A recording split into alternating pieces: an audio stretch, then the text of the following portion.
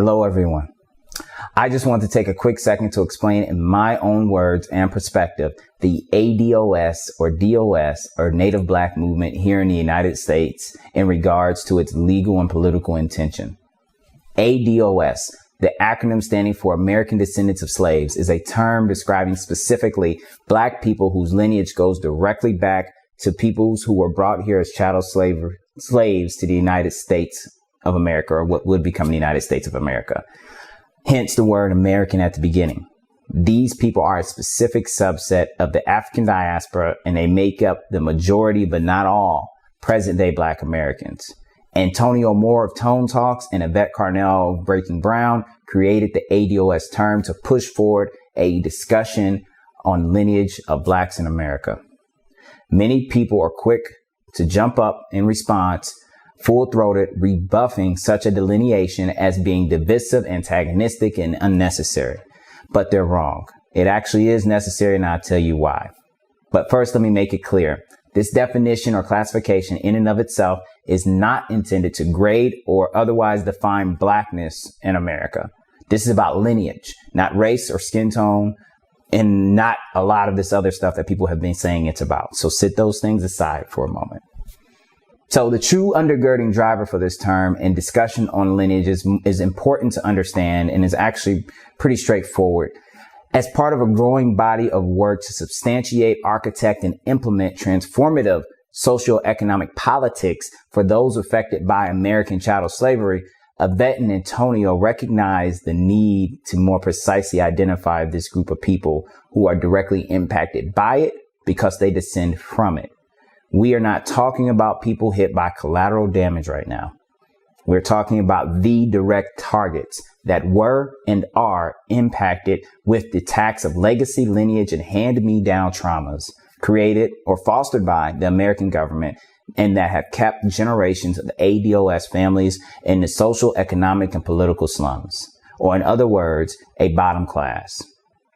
This particular group needs a way to be precisely identified going forward in their movement towards reconciliation and reparations with this country.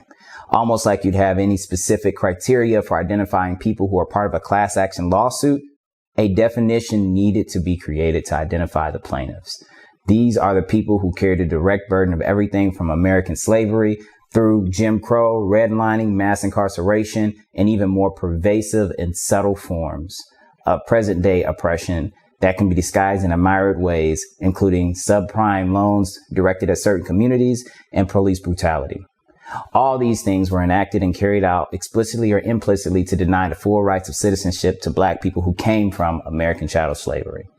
That was and still is the intention.